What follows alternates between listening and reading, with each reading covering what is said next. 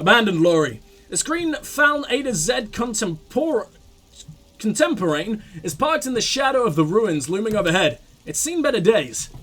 This must be the one he told us about. Unless he was lying. Lieutenant peeks inside. Speak in the window first. The glass on the side windows is tinted and covered with dust. Can barely make out the shape of a seat and 2 steering levers. Feels like you're peeking into someone's home, residence. Inside, it's private, cozy, warm, dusty too.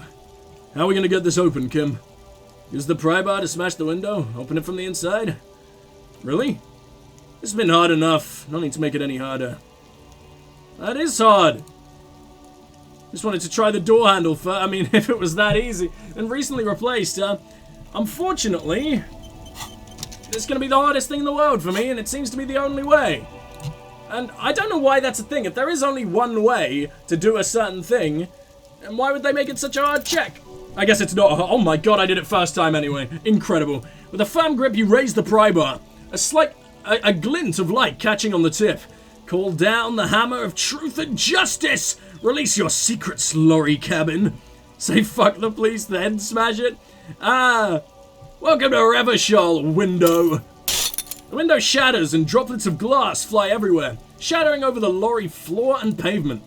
Subtle, says the lieutenant and sticks his hand in the window like a common car thief, and then opens it. The smell of Thank you, game. The smell of cigarettes and perfume welcomes you. The cabin inside is plastered with old movie posters. Actresses smile from the walls. There's a radio transmitter in the front and a toolbox tucked under the driver's seat. Some tools lie scattered near the pedals. Well, let's admire the posters first. These are movie posters featuring starlets from long-forgotten films from the 20s, the teens, even the 90s of the last century. One of them particularly catches your eye. A centerfold of an engineer attached right above the back seat. Study the centerfold. The actress is draped in a sheath dress, one of her shoulders bared. The faded remains of an autograph run across the The faded remains of an autograph runs across the poster. Thanks, translation, really making this easy for me. She's looking past the camera.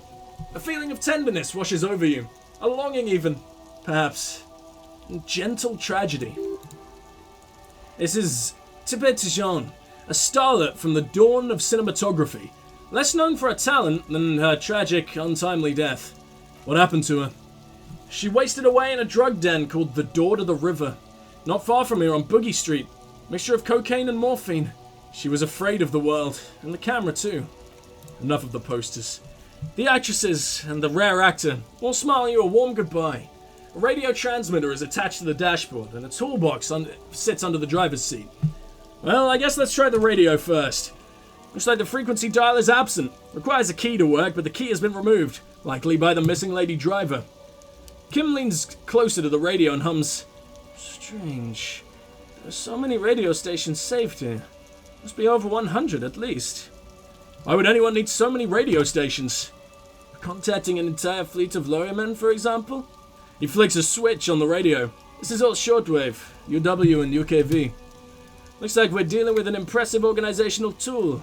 The nerve center of a huge operation, with quite the range too. Is there anything we can do with the radio? Doesn't look like it. It's completely inoperable without the dial key. Well, what else is here? Smell of 1,000 cigarettes, some dead actresses, and a rusty old toolbox under the seat. We know that. I'm gonna stop reading that. Check the pedals. You wedge yourself under the steering wheel to get a better look. Seems like the few tools lying around here, a hammer, a pair of pliers, and a rusty wrench, have been casually thrown there by the disorganized driver. One odd detail does catch your eye. A piece of sandpaper has been glued to the throttle. Sandpaper adds extra grip. Oh, she's the special shoe, I think, maybe. Yeah. Looks like the driver has glued a piece of sandpaper to the throttle to offer some extra grip.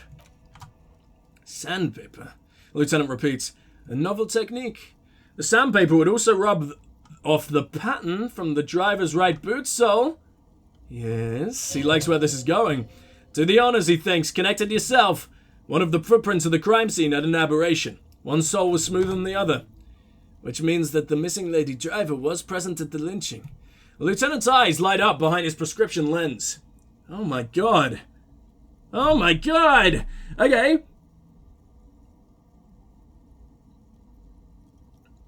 First the drug smuggling, now this. How deep does this rabbit hole go? Now we know for certain who the missing 8th person at the lynching was. Do you think that Hardy and his boys could also be involved in the drug operation?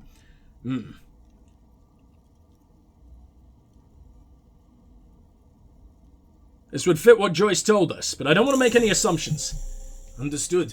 We should still go and see what Titus has to say on this matter. He writes something down in his little notebook. Are we finished with the lorry? No, I want the toolbox.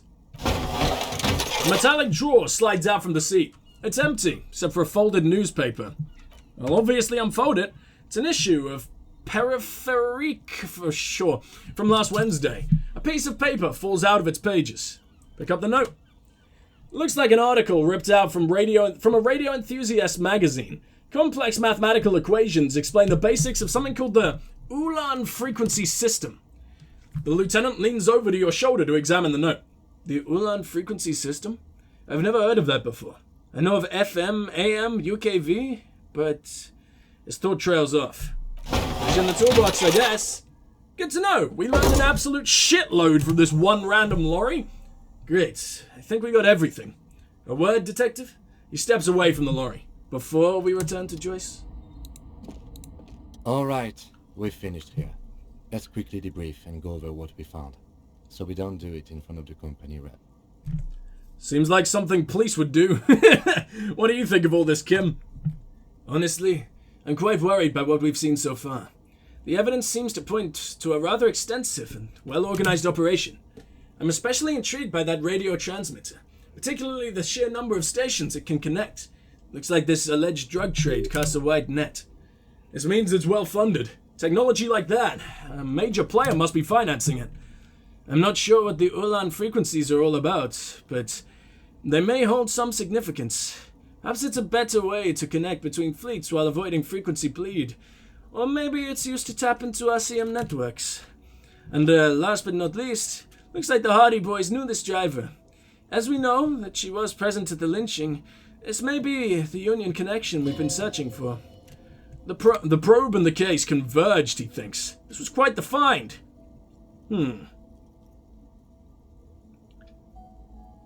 What about the movie posters? How do they factor into all of this? As elegant as they are, I don't think they are relevant to the drug trade. A lot of women there, especially for a lady driver's cabin. Yes, well, unimportant. So it turns out this is Jesus Christ, is connected to the Union. Like Joyce told us, yes, logistically. But don't expect to bust this open during our stay here. At best, this is an angle we can use against them. To other ends, as extra ammunition. Will the RCM open investigation into this? We should return to the murder case, see what Joyce tells us about the lynching. When we're done for the day, I'll call my station and suggest our narcotics department look into it. There are more than enough grounds to start an official investigation. Sometime later when we're done here. We do not want to get caught up in that. He stops to think. What are you thinking? The fact that one hasn't started already gives me pause. Investigation, I mean. Especially if the Madre grouping is involved. And I can't imagine they aren't. It certainly worries. Corruption? He nods. All the same, I don't like the idea of internal affairs descending on the matter. Eternal affairs! That won't help anyone either. Okay, debrief over, I guess. Debrief over. After you. Did we learn anything new? Have we got any new of these? Motorway South? Motorway South, yeah, I haven't looked in that one yet. Well, I think next what we'll do, probably, is head over to the body and finally get that down. Hopefully Kuno's fucked off at this point. It is getting pretty late. Well, let's be on our way then, shall we? Let's be on our way. I don't even know where to begin, man. There's so much going on now. Literally. Smoke on the balcony. Visit sometime after 9. Oh! Oh, that could have been today? Oof. Okay. I don't mean, why am I a boring cop? I don't want to be a boring cop. I'm a good cop, apparently, though. Is in service 18, cases solved 216, people killed 3. Close the waterlock on a Wednesday. So that's tomorrow.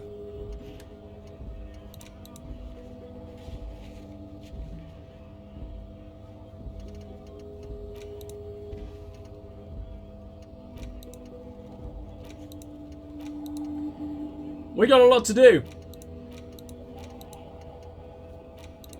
I still need to find fucking Evrod.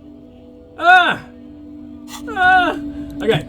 Well, I guess we just gotta hurry, because I don't want to waste any more time. So, for now, to the body we go. Do what we should have done really early on at last, because it feels really stupid that I haven't even brought this disgusting, pulsating corpse down yet. Sorry, Kuno, no more fun for you. I'm gonna save in case I still somehow fuck it up.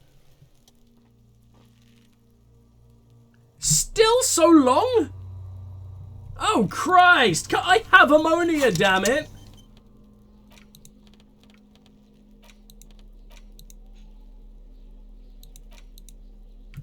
You've got to be kidding. It's still only 8%. I thought this would be easy. So can you do this entire game without having a single, like, without even pulling down the corpse? Surely not. Alright, let's do it. Still kills me. I did save, right? Oh god, please tell me I saved. I saved! Good. See you guys when this eventually works. Hey! Okay, at last. That one did actually take a while, but I wasn't gonna wait any fucking longer to finally bring this thing down, especially when Kuno seems to have a big problem with me now.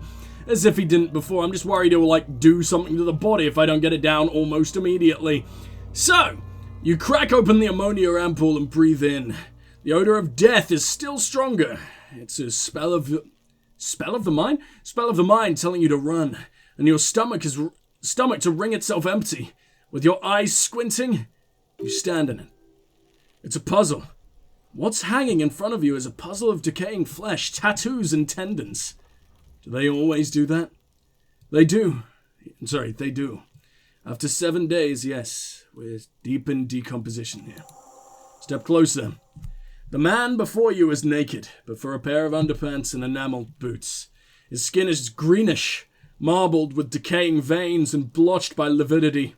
A fading web of tattoos covers his chest and shoulders. The cargo belt used to fasten him to the branch above appears industrial in strength.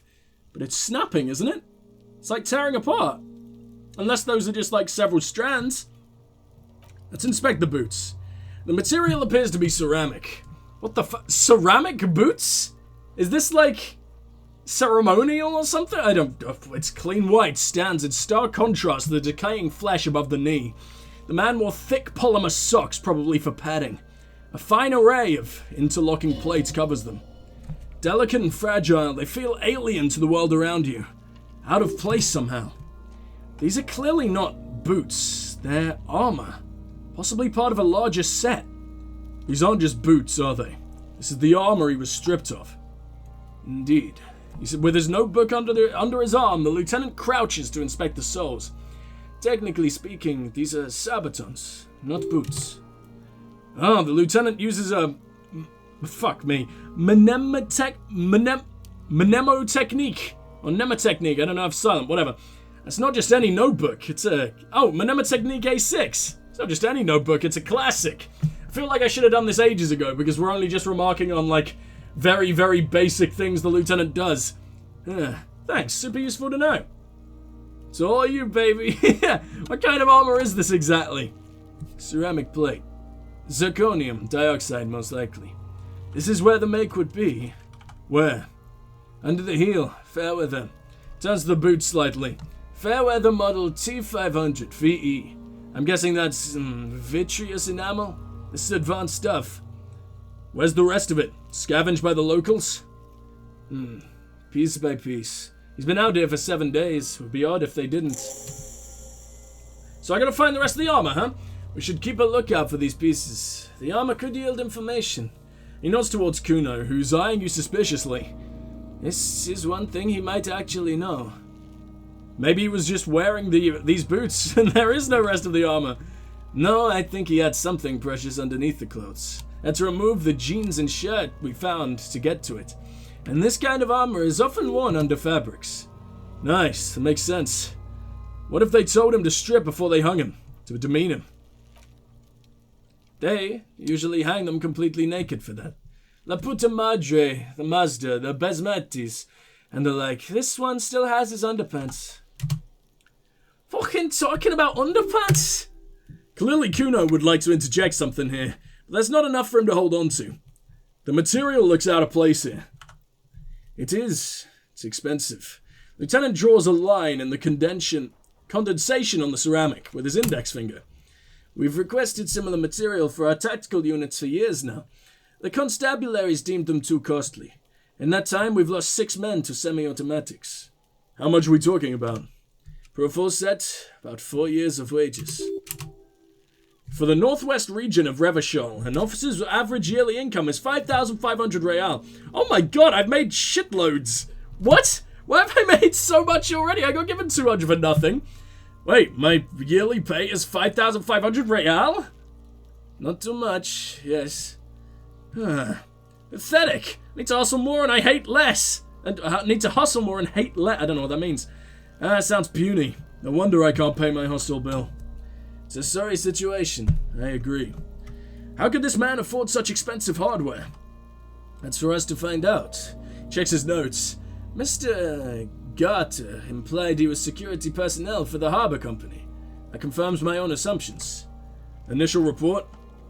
Just something I scraped together from my station. An area report on Martinez. I'm sure you did the same. He's not actually sure of that, he's just being tactful. He's looked pretty advanced for a security guard. I agree. His equipment is way beyond what a guard can afford. Let's knock on the boot. A small bell-like sound fills the air, like tapping on the side of a porcelain cup. The pry bar in your hand is itching for some action. No! Sounds fragile. It's anything but. This material is a kinetic redistributor. It spreads kinetic energy horizontally, from plate to plate, dissipating it entirely. He points to the boots. See? Faint organic lines cover the plates where they separate into smaller ones. These plates then divide into smaller plates until there are hundreds of them all together. Like walls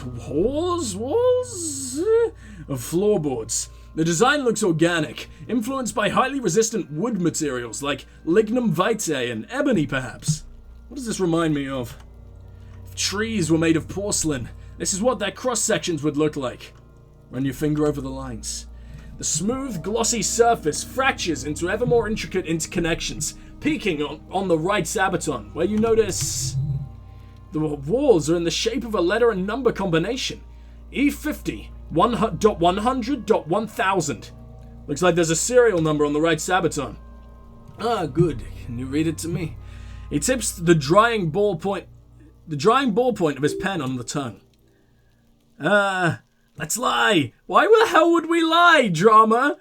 No, give him the truth. We have a make a number. That's something. We can use the radio and make a Nemo when we're done. Either station can chase it for us. Pull it off. This feels dangerous. You sure? Why would it be dangerous?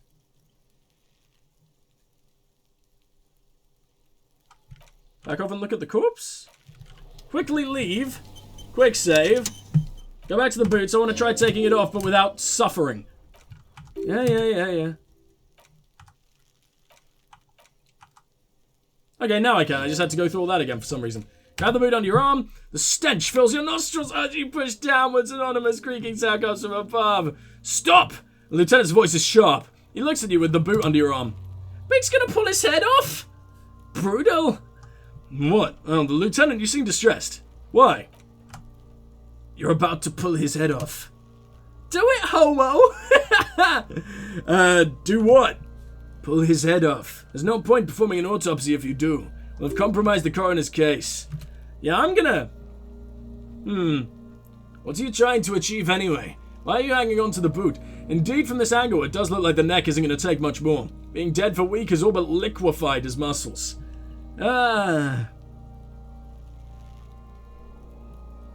This is advanced enemy technology. We should conduct research into their weaknesses. This is not the enemy. This is the deceased, the victim in a murder investigation. You're right. That makes sense. It does make sense, doesn't it? Besides, the lieutenant taps on the boot. There's no way you're getting him off. All the organic matter in his body has been flowing down to the boots, a fuse to his feet now. Why do you think the locals haven't scavenged them? What's gonna happen to the boots then? Processing will take care of them. With the situation in the morgue, it will yield nothing. But we must pick our fights. Should we continue? I'm gonna go ahead and pretend I didn't do that by reloading the save.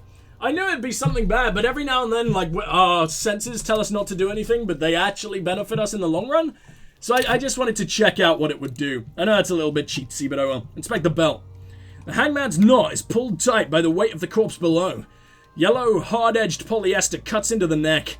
Above, a sliding buckle ties the belt to the branch. This is a steel-reinforced cargo lashing belt, big brother of the regular cargo belt. It's used for tying cargo under 6 rotor airships. Don't ask me how I know, but this is a lashing belt used for airlifting cargo. Airlifting? I thought it was used on lorries, for strapping cargo to them? Apparently this is the reinforced kind, for air transport. My brain tells me so. He nods. A local harbor uses 6 rotors to shuffle containers around. I get the sense they used whatever was on hand, without paying much attention to not incriminating themselves. Bah! They sure wanted him to stay up there. The rope is reinforced with steel wiring. I was afraid it would be. He rises to inspect the noose. Thin steel wiring, parallel strands. This makes getting him down more problematic than I assumed. By they, do you mean the Hardy Boys? Right now, everything seems to fit to their confession. How did they even get him up there? A noose is one of those things that's easier to use one way around. He points to the buckle tying the belt to the branch above. Did they climb using the kid's ladder? Point to one side of the tree. That ladder can't carry a grown man. I didn't see any splintering either, did you? I think they lassoed the branch, then pulled the belt to close the buckle. He makes a pulling motion. Could be. By the shape of the branch supports that theory. Well, let's back off from the belt then. Inspect the tattoos. An intricate web of blue lines stretches around the torso, from the right shoulder to the solar plexus. Each time they intersect, a small white star is formed in the crossing. Hundreds of fading asterisks riddle his skin. Their concentration is highest around his heart. His corpse is marked by stars. So he's a communist. What will mine be marked by? Alcohol and heartbreak. Thank you, Inland Empire. Really nice of you. Is this a national pattern? Of no nation that I know of. If anything, it reminds me of religious illumination. Last or penultimate century. Religious illumination last or penultimate century. Okay. Men who live harsh lives often turn to incentric worship. But which one? I see no trace of a humanoid figure. We're missing something here. I agree. A sudden ring fills the air as the lieutenant pulls down the zipper of his orange jacket. He takes a thin piece of milled aluminium from his coat pocket and pulls it open. Sounds like a sword being unsheathed. A small lens appears. Some sort of camera. Let the lieutenant work. Shit, Kono! What the fuck is that? An instant color camera. He produces 2 metal-capped ampoules, whatever, and clicks them into place on the side of the apparatus. A thin slot shines there. This is the first time he openly acknowledges the kid's existence. I only have 2 ampoules, so nobody move. Don't want to waste one. He points the camera at the corpse, peering into it. The lens needs adjusting. Then... Beautiful! I love it! Hold on.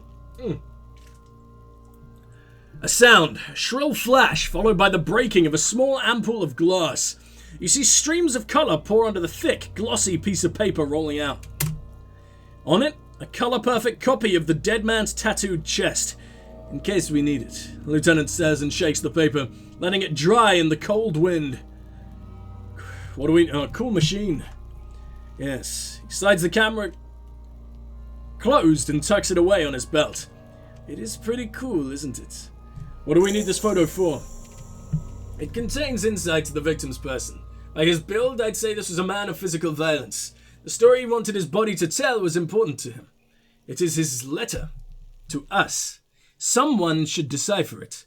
We'll need to show it around. Can I have it? I should look at it later, without the corpse smell. Sure, just don't lose it.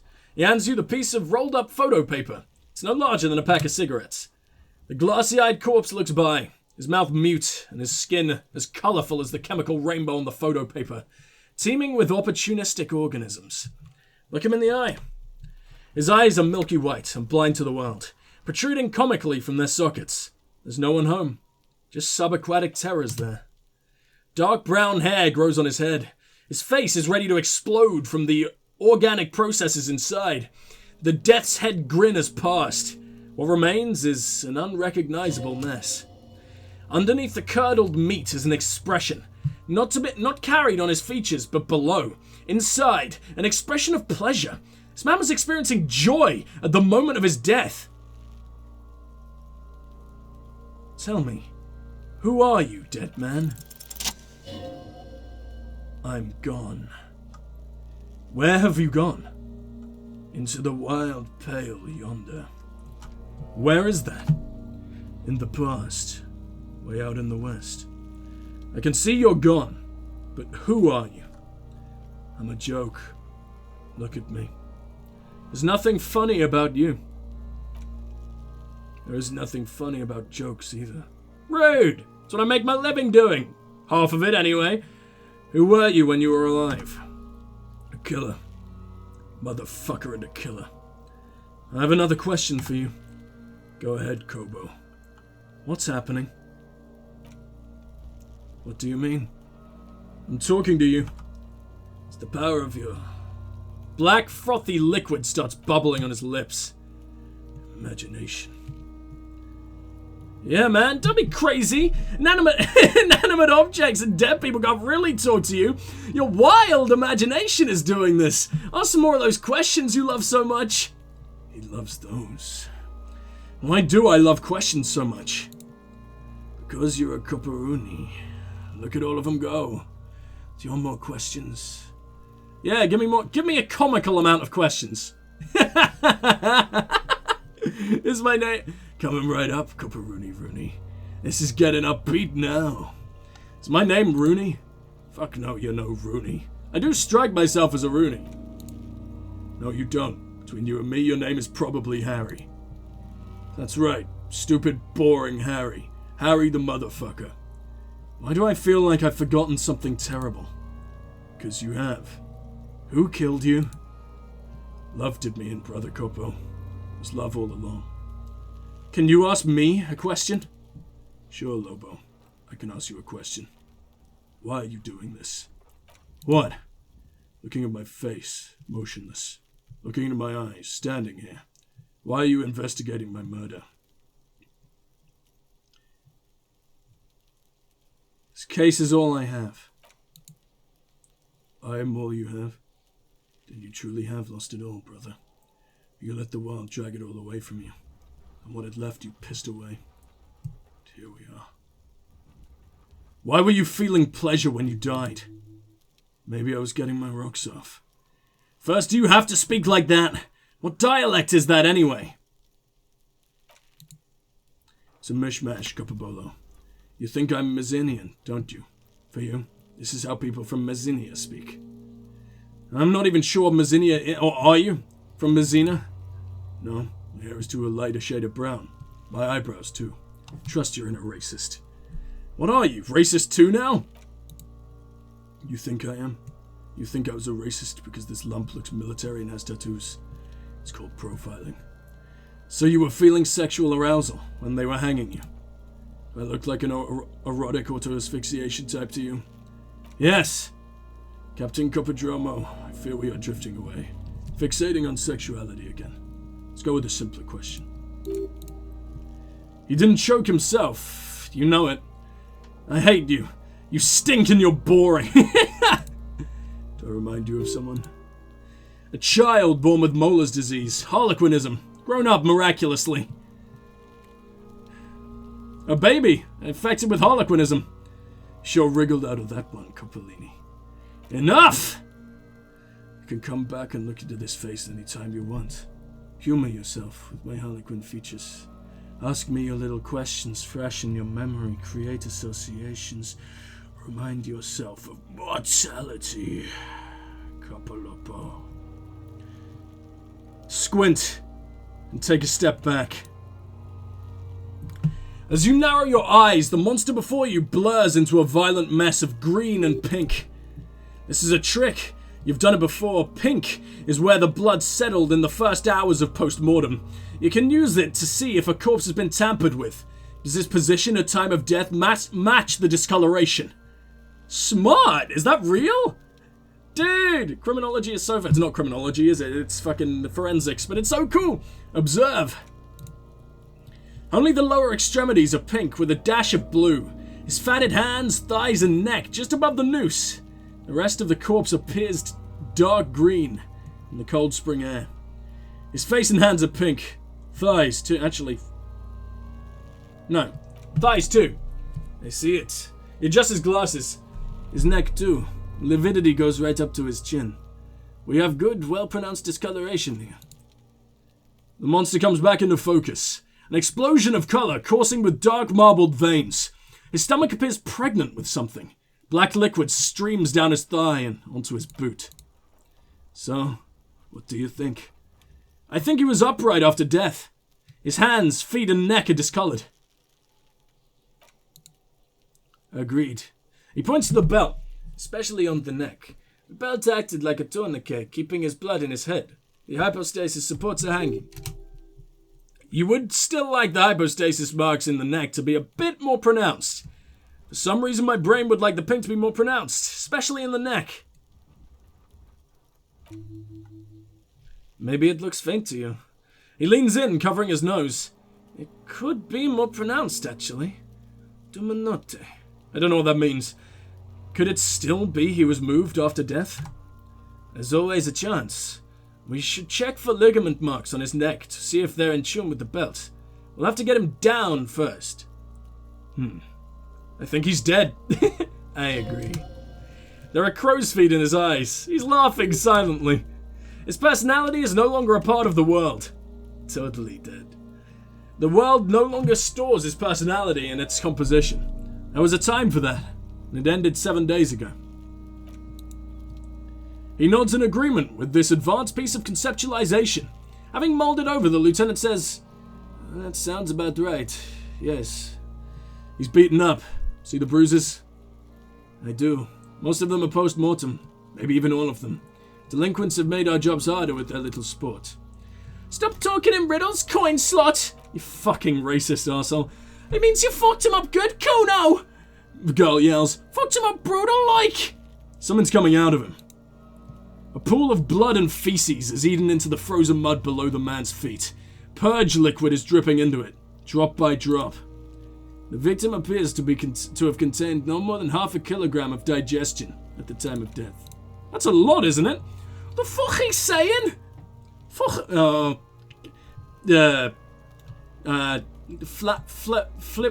What was I saying? I don't remember what I replaced that word with. Bad words. Talk about shit. God damn right, I'm a... Should I?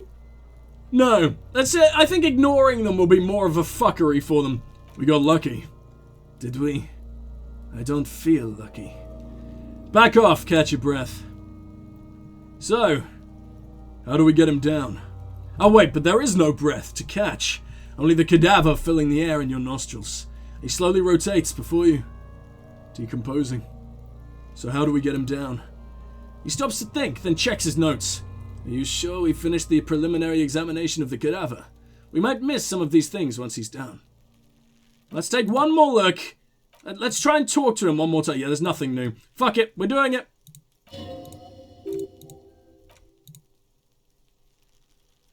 Preliminary examination is done. Let's get him down. The steel-reinforced belt presents a unique challenge. I brought chain cutters, but I don't see a good angle to approach the belt. He doesn't actually think the challenge is unique. He thinks it's frustrating, annoying, and harder than he thought. The cadaver is a good 1.2 meters up.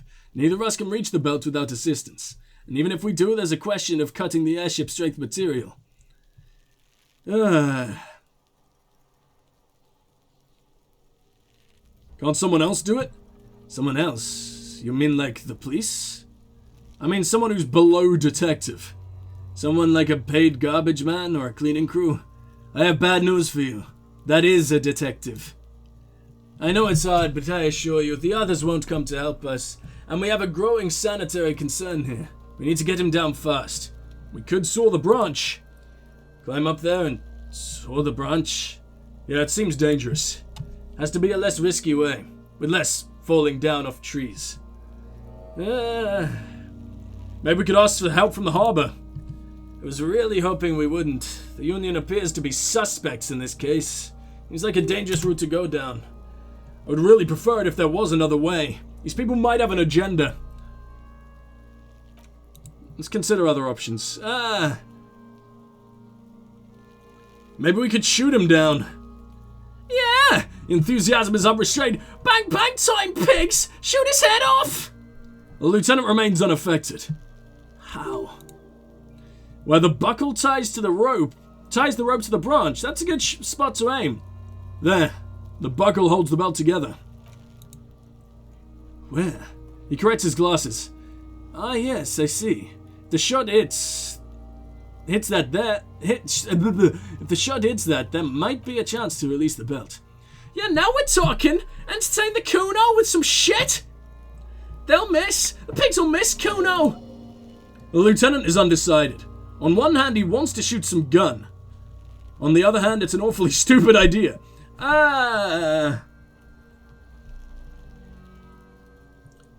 He can barely see, right? Let him choose. Silence. With his elbows sharp, the lieutenant unzips his jacket and produces a lightweight firearm. He drops a paper cartridge in the barrel, separates the scouring stick, and gives the cartridge 5 tucks. That's a casual A990, Armistice, mass-produced muzzleloader. Ascetic, frugal, one of the most common firearms in the world. He then steps back and assumes the Velostes position, taking aim. The corner of his eye twitches. His finger is on the trigger. Easy does it, partner. He's gonna fucking miss. Kid's voice is drowned by a shrill blast that echoes off the walls of the surrounding tenements. Cloud of smoke slowly parts in the air. Lieutenant steps back and says to himself, "God damn it." He feels bad about it. His eyes mostly just having bad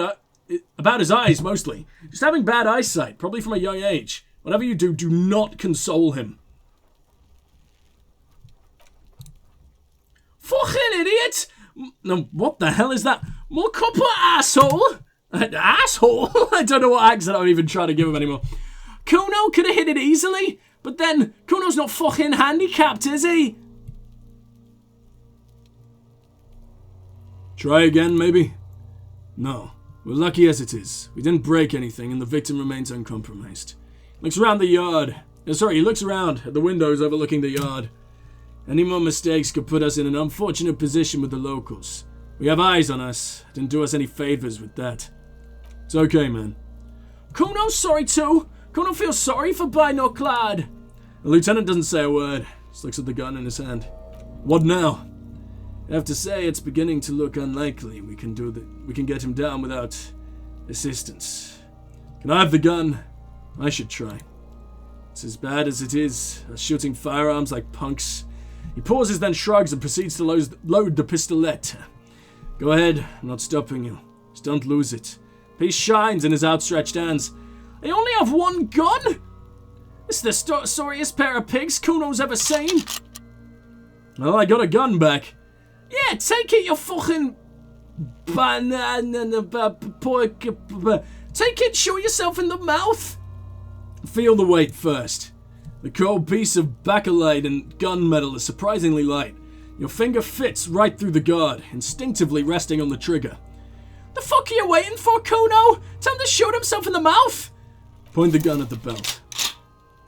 The buckle comes into focus in your sights. You stand with your feet planted firmly in the ground and your left hand supporting your gun arm. Why don't you just shoot yourself in the mouth, she hisses. At least you won't miss. This isn't a mere boundary pushing. There is a true suicidal rage tin the kid has been... suicidal rage tin... What the... In the kid? I don't even know. In the kid as she's provoking you. Point the gun at a child! Oh my god!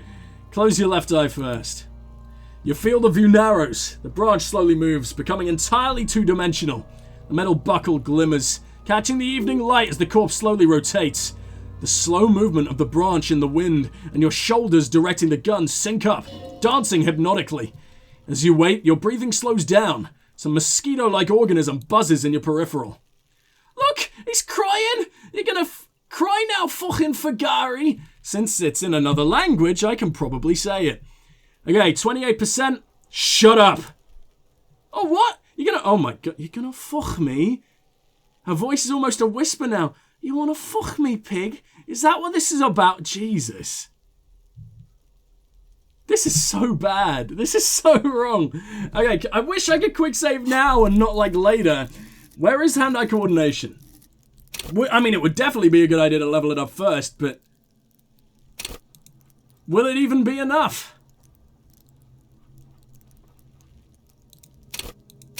Will it even be enough?